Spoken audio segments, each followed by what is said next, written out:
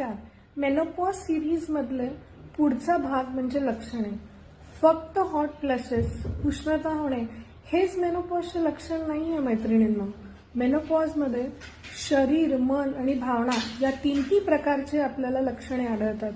शरीरामध्ये म्हणाल तर पोटाच्या समस्या येऊ शकतात, वजन वाढू शकतं, काही लोकांचं कमी होतं, शरीरावर काळवंडलेपणा येतो, कधी कधी तीळ, मस याचं प्रमाण वाढू शकतं. तसंच भावनिकरित्या बघायला गेलं तर खूप चिडचिड व्हायला होतं, मूड स्विंग्स होतात, उत्साह कमी झाल्यासारखं वाटतं, काही काम करायची इच्छा होत नाही. आणि मानसिकरित्या म्हटलं तर एन्झायटी सारखे डिसऑर्डर सुद्धा या मेनोपॉझल वयात निर्माण होऊ शकतात. कधी कधी मेनोपॉज होण्याच्या काळामध्ये फिब्रॉइडची समस्या आढळते आणि त्यामुळे देखील रक्तस्राव जास्त होणे किंवा अनियमित पाळी येऊन कोणाला पोटात दुखण्याचे त्रास देखील होऊ शकतात. तर ही झाली मेनोपॉजची लक्षणे.